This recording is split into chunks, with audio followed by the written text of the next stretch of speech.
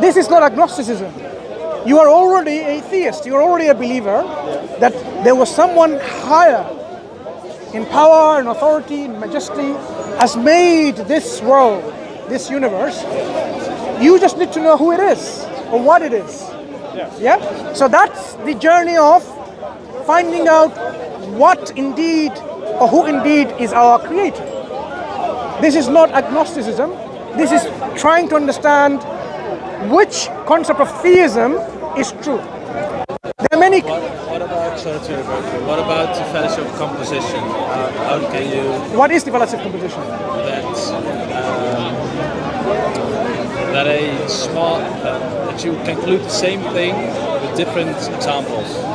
Yeah. I'm not using the argument of composition. I'm simply saying, if something exists now, there cannot be a time in the past where there was absolute nothingness. Because absolute nothingness cannot make anything. I agree. It's the argument from origination, right? أم خلقوا من غير شيء أم هم الخالقون أم خلقوا السماوات والأرض بل لا يوقنون. This is the Quranic argument of origination. When things like this, we see, it could not have originated by itself or by nothingness. You need an originator other than itself to explain its origin. Nothingness. No. The thing you know. To give you an example. If something exists today, like you and I, what's your name? Boy. Boy. Yeah. Boy. I am Mansur. Boy. What's your name, brother? Hussein. Hussein. Boy. Mansur, and you? Yasin. Yasin and Hussein and Boy. Yes. You and I, we exist. We have prior to us from our existence, our parents, and so on and so forth. And we can go back to the earth, our solar system, and so on. We cannot say at a point in the past there was simply nothing, and then something popped into existence. Because nothing is the absence of anything. Absence of matter, space, time, fluctuation, gravity, quanta, potential, absence of everything. That's nothingness. It's something that is non-existent. It's a concept that we use to understand what is something. The opposite of that. Yeah? Yeah? So this nothing, while it is non-existent, cannot make anything. It doesn't even exist. It doesn't have any energy or power to do anything. It doesn't have the will to do anything. It simply lacks everything. The fact that we exist means something has to be there always, and not nothingness. Always something. In the history past, however past you go, there has to be always something. If this is the case, then there is a problem called infinite regress of causes. You cannot have something being caused by something which was in turn caused by something ad infinitum. If it doesn't stop somewhere as the first cause, you would not be able to explain this. To give you an example, you see this man? No. Don't interrupt. You see, if you say, don't interrupt. He is a toxic heckler. No. Toxic. Who doesn't have the balls to debate Christians? What did I tell you? Very toxic heckler. Insulting. No. So, this bag was on my hand. If I want to give it to your hand, I have to do that action, right? For that action to take place, I just simply give it to you. But what if I said, before I give this back to you, this book needs to come from him to me. There are infinite number of people between you and me that this has to go through. Make it simple. I have to give it to her and this lady and this gentleman and this. You are very intelligent and very smart individuals like yourselves. Don't have to disagree. I'm saying we're talking about the problem of infinite regress.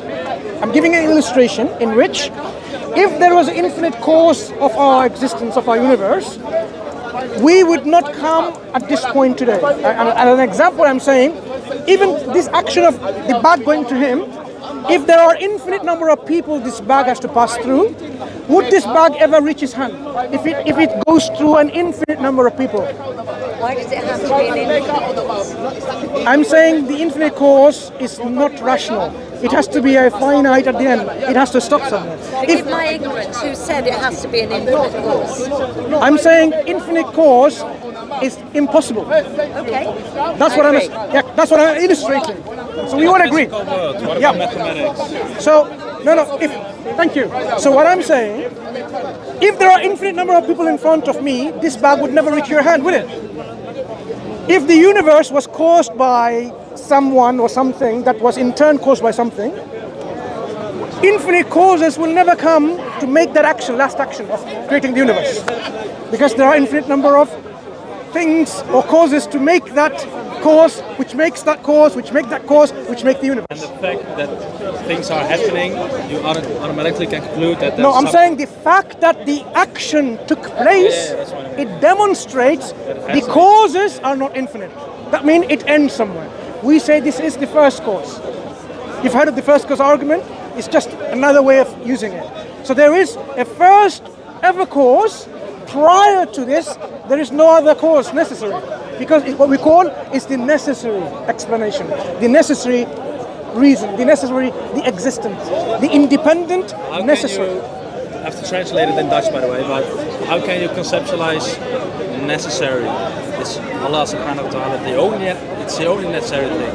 But how can you conceptualize a necessary being? How do you know? Has to be necessary. Everything else is not necessary. And because they're not necessary, look, Because you could have been created as a woman, right? You could have been created as a man from Pakistan or India or Indonesia or somewhere else, right? You could have been created. But the only thing do you understand? You are not necessary to be in the way you are. Sure. Because of all of these things that we see, we call them contingent. They don't have to be necessarily like that. They could be otherwise. Why does it have to be? Why does it have to be an upset? Because everything has an upset. That's why. No. What I'm saying is, everything that you see is not something that necessarily has to be like that. No. So, because everything is not necessary. You automatically conclude that if everything is contingent, there has to be. Now you tell me, if everything is contingent, how do you explain the set of all contingent things? I agree. Then it has to rely on something which is not contingent. So that's why we talk about the independence, the aseity, the sovereignty, the self-sufficiency of our Creator, who is not dependent on anything. He is the one from which all cause and effect comes through, and he is not someone who is caused. There's no prior explanation necessary for him. He is the necessary cause for everything. That is something that makes sense intellectually and rationally. So when we talk about, the reality of things, there are various ways we can be sure that the concept of a necessary existence who is self-sufficient and one makes sense. You cannot have two self-sufficient, independent cause or creators. You cannot have two of them. Do you agree or disagree? Yeah, I tried to translate because we don't have to really have a word in Dutch that's equivalent to maybe necessary. That's why I asked, can you conceptualize? Has to be. Yeah, of course. So, to give you an example of how independent and self-sufficient beings will have conflict of will. They will have a conflict of will. So if you have a car, do you drive? Yeah. Right. His car has two steering wheels, two gears, gas and everything, accelerator and so on, brakes. Now, is it Hussein? Hussein wants to take the car this way. Boy wants to take the car after having learned how to drive that way. Which way is the car going to go? You have a conflict of will. You have a conflict. Because if both of you are independent drivers, you say, I'm not going to listen to you. I have my full control, full autonomy. I am in control. I will take it this way. You're saying I'm in control. I have full autonomy. I'm going to take this car this way. You'll have a problem. The car is not going to go both ways. So when you have a conflict, how do you solve it? This conflict demonstrates you cannot have two autonomous agents, two independent, self-sufficient agents, or gods, or creators. They will be imagine now, for the sake of argument, Can you just to explain. Because X doesn't happen, you can No, automatically. let me give you an example. One God says, I don't like Hussein. Destroy. Is he able to do that? He's able to do that. He is able to make you disappear from existence because he's all powerful. Because he is in control, he can do that. Imagine, there's another God who is also all powerful. He says, I like Hussein. I want him to live. What's going to happen to Hussein? Is he going to be totally annihilated, destroyed from existence, or is he going to keep on living? Conflict of will. Possibility is not going to happen.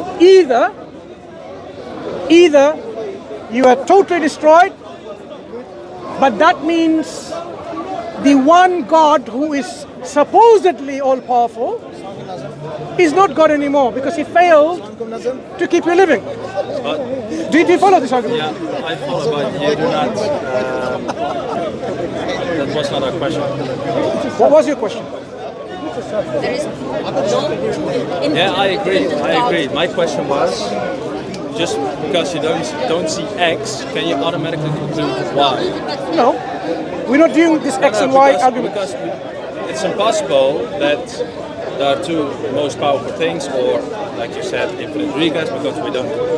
No, I'm saying you observe the universe, and the universe itself demonstrates to you that there is no two self-sufficient, independent, absolute creators in action. Had there been two, the world would have been in chaos and corruption and ruin. One God would say, as I give an example, I don't like Hussein, I want to destroy him. He's able to do that. But another God says, I like him. It's up to him, right? He wants to make you living. What's going to happen to you? We have possibilities. Either you are destroyed or you are continuing to live. Either way, there can only be one of those creators whose power has been in action. And the other one failed.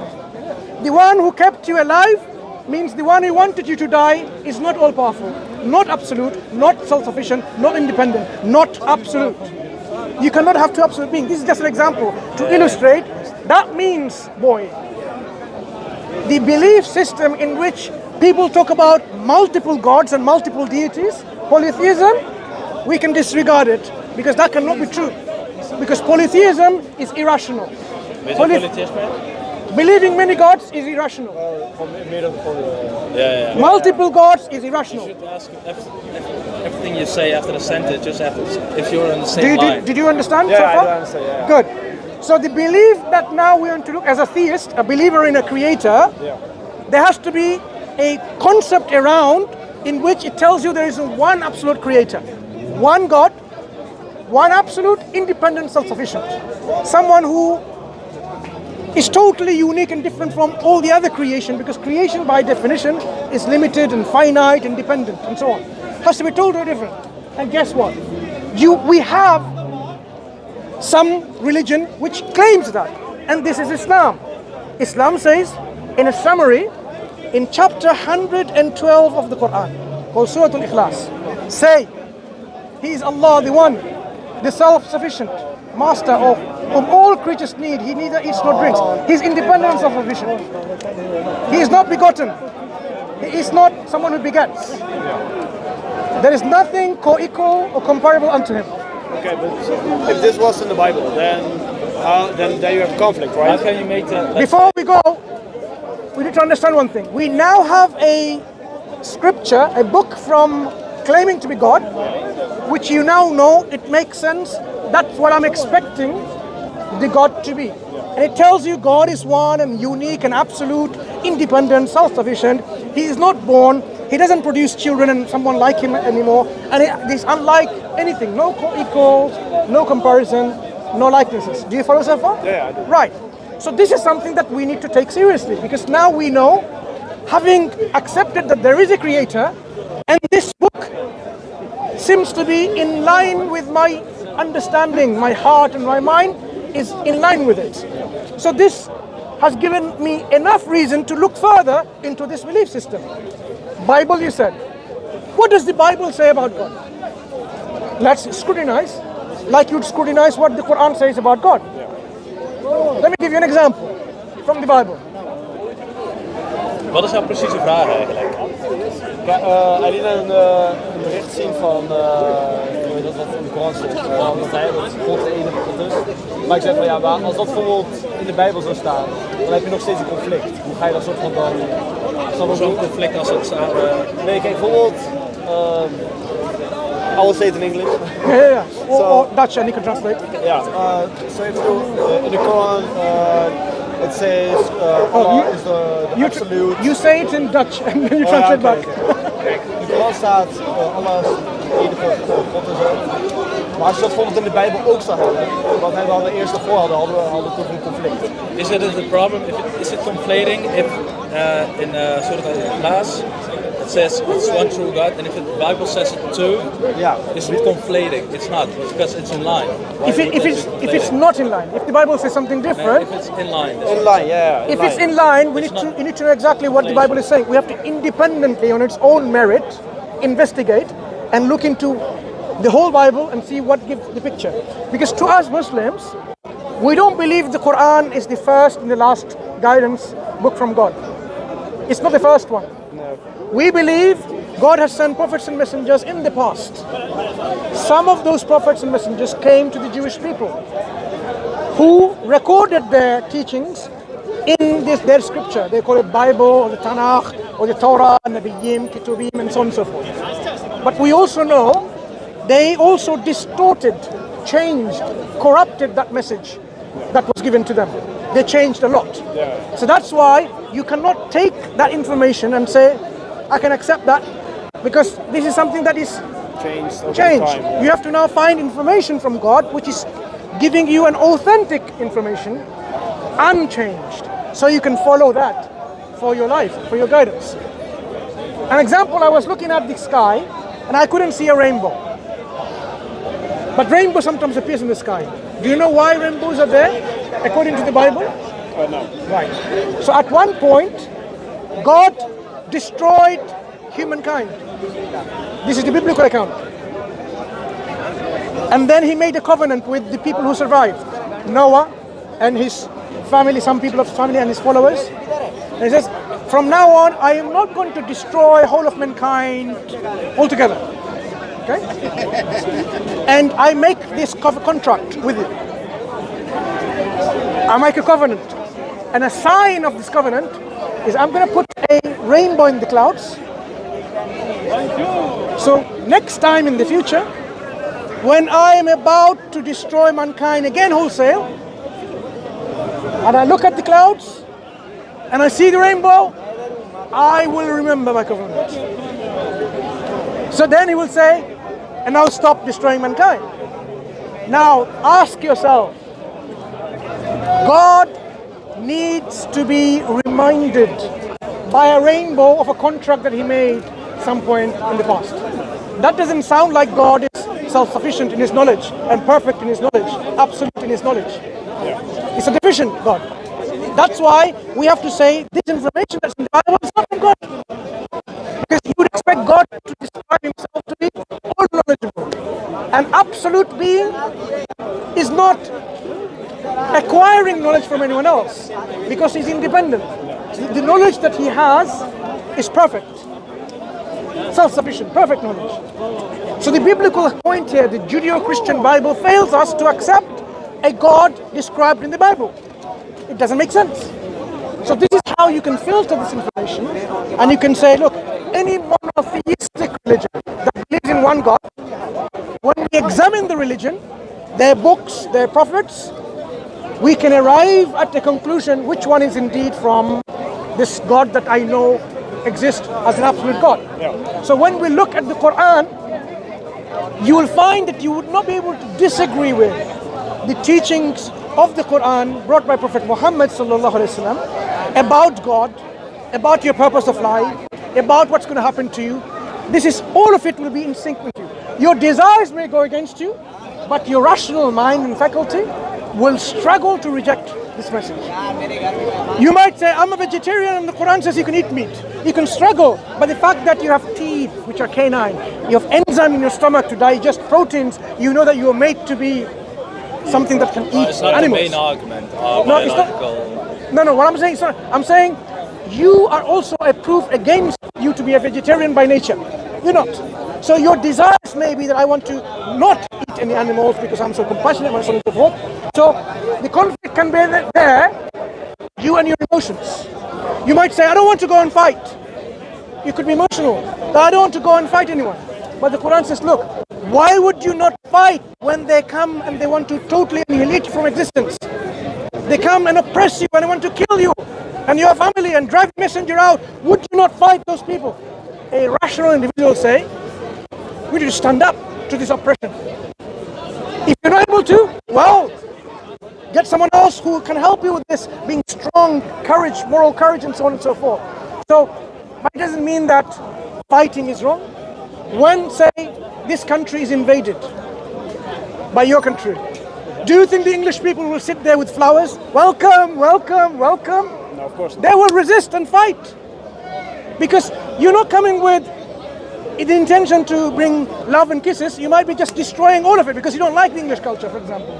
You say, oh, we're going to destroy all of the English culture and we're going to put our Danish culture in here. English people they ought to defend themselves. Not Danish. Where are you from? Netherlands. Netherlands. Dutch. Apologies. Right. So you see what the problem is? Yeah. The English people would try, not in English, even the Scottish and the Irish and so on, they'll try to unite to defend from being annihilated of their life, of their honor, of their dignity, of their culture, and so on and so forth, right? But the World War II having the same thing, united together in front of Hitler. That doesn't. Yeah. So we see that certain times our desires can come into play to conflict with the Quran, but if you look at the Quranic message, the message it gives you about your life and the guidance of your life, you would not be able to disagree with it intellectually, rationally. So that's why the Quran says, submit and surrender your will willingly and sincerely to Islam. So God wants you to become a Muslim by submission and surrender, not by force or coercion, not by compelling someone, but willingly, through knowledge and understanding, accepting it.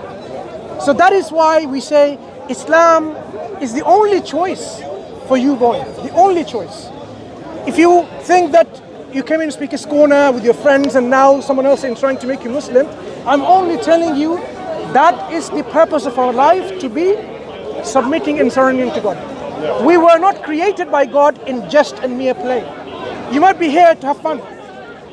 When you die, your friends are not going to help you to stop you from dying. When death comes, that's it. No matter my mother, my father, my friends, my community, they try, my doctor, when my appointed time comes of death, that's it. No one can stop death. So if I have a purpose... Specifieke vragen die je hebt? Want ik merk dat het niet echt een dialoog wordt, maar meer een monoloog. Ja, this wordt wel... like from all the religions, it's the Quran hoe zeg je dat, zoveel normen en waarden wel het meest